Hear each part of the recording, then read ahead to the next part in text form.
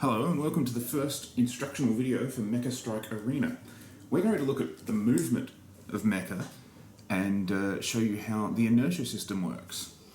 So one of the core concepts of Mecha Strike Arena is the inertia token. Today for inertia tokens I'm going to use these focus tokens from Privateer Press. They're very good because they stack together. As you can see, those two have locked together rather well there. Can't be pulled apart while they're like that. But also they're quite distinct when you flip them from side to side. You can see the top of the Crix token there, and then the bottom of it looks very different. One of the core parts of inertia is that we have a token face up, and sometimes we have a token face down, representing whether we've used it for movement or not. We'll get to that in a moment, but first I wanted to introduce you to our two mecha here. On the left, we have a HAG-AT, small walker, and on the right, we have an MAT-AT, small rover. The difference between walkers and rovers is in the keywords of the rules, but for the purposes of right now, it's essentially that this chap here is going to be able to rotate 90 degrees. This chap here only rotates 45 degrees. So at the beginning of a player's activation, they have their movement. First, they can rotate. I could use this little token here to just sort of mark the edge of my model and rotate a whole 90 degrees, like that, because that one's a walker. I'm going to put it back there.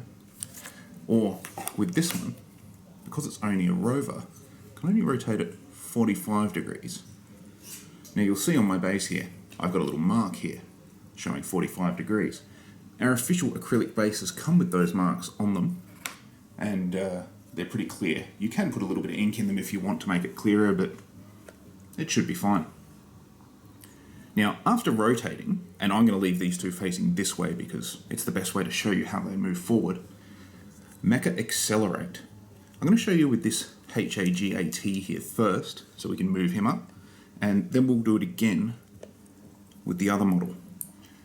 Now, one of the core concepts in Mecha Strike Arena is there's cards for everything. This is a core card. Now, a core card is very important because it has two major stats on it. It's got power here, which we'll show you in a later video to do with range damage. But mainly it has this acceleration stat just here. Now both these models are using the same core card, which has an acceleration of 4.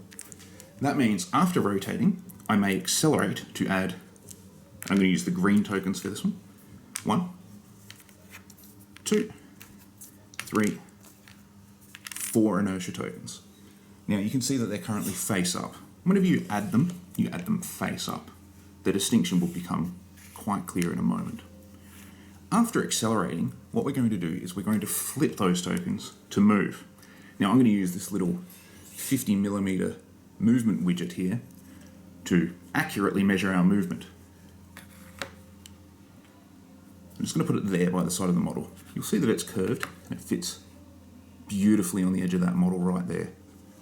Now, to move 1 inch forward, what I'm going to do is flip that token over. That's one inertia token flipped over. And for that, I can move forward 1 inch. Now I've got 3 more tokens there to flip. So I'll flip all 3 of them. Put this back here. And we'll go 1, 2, 3 more inches of movement directly forward. Now, I don't have any more tokens there to flip. So that model's actually done for its movement phase. Quick, simple, easy. I'll go through it again with the model on the left there using the red tokens. So first we get to rotate. As I said, I'm going to keep these guys facing basically this way for now. I might just point that one just a touch further that way because I don't want them ramming. We'll do that later too. Now I'm going to add 1, 2, 3, 4 inertia tokens there. That's because we have, again, an acceleration of 4. Just here. So I can add or remove up to 4 inertia tokens during the acceleration portion of my movement. Now, just like I did with the other model, I'm going to flip tokens to move forward. Now, if you don't want to use one of these little widgets, most war games use a tape measure. Really quick and easy way to do it. Put it down here. Bring your tape measure up there. You can see that I've got it on the 4 inch mark. Put it right up against my model. And if I just draw it in and move straight along that line, look at that, I've moved 4 inches. And for that, I've got to have flipped 4 inertia tokens face down. Pretty simple. Now, let's go to the next round. At the start of the round, all the tokens get flipped back up. And this is the core concept part of inertia, is that it doesn't go away. You put your foot down in the car, you don't stop on a dime. You keep going for a bit. Now this time I've stacked all these tokens because they fit well together. It just makes them a little bit cleaner. I'm going to start with this model here. Now as I said, the tokens haven't gone away. They've just flipped back face up. Now, the other important statistic in movement is actually movement. It's just here on the back of these card standees we have. But for the MATAT, our movement stat is 8. Now, calling back to our core card, I can accelerate for 4 and add 4 more tokens to that pile. Now, why have we got these and in this other movement stat? What's the difference? Well, the difference is the movement stat of 8 is the most I can flip in one round.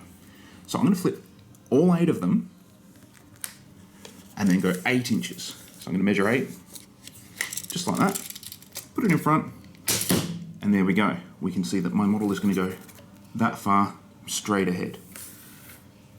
And sometimes when you want to be dead accurate, you might use a laser. You might use something like that, the movement template. But most people just find good old tape measure more than enough. Now that's the MATAT's movement done. I'm going to jump back to the HAGAT and do the exact same thing. Again, we know that the model's acceleration is 4, so I can add 4 inertia tokens to that pile. But the HAGAT is a walker, whereas the MATAT is a rover. Now you can think of rovers as very similar to tanks, whereas walkers, well, you know, your cliched giant robot with 2 legs. Because of that difference, the MATAT has a higher movement stat. The HAGAT is only actually 6. I don't know if you can read that very well there, where my finger was, but again, our standees have that just on the back of the base, so you can see it at a quick reference. Now that's the maximum amount of tokens I can flip. So I'm taking 6 here, flipping them upside down. I'm going to measure 6 inches. And that's as far as my model can move in the round. I'm just going to move these tokens up here. Now I've still got 2 tokens here, face up, but I can't flip them because I've already flipped the maximum.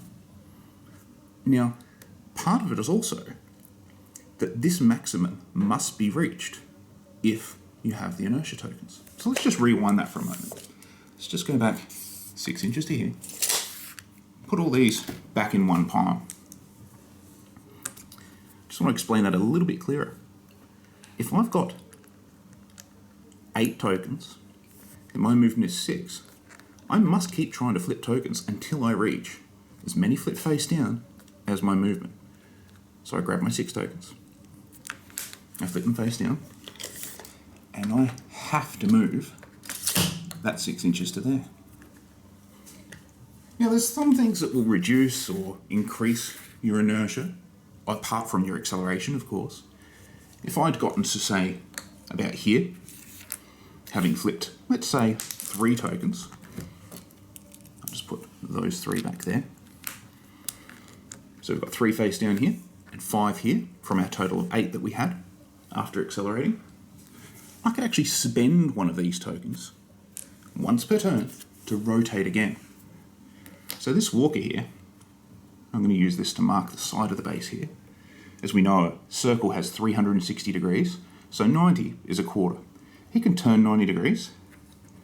He could turn that way. And now, he still hasn't moved his full movement. He's only got 3 tokens face down. So he must attempt to get 3 more face down. So we flip them. And once again, he goes 3 inches. Now that's the core movement mechanic of the game. You might want to watch that a couple of times to get sense out of it, and please feel free to ask as many questions as you need. We're going to go on to some attacking mechanics next in our strike video. Thank you for watching. I hope that helps.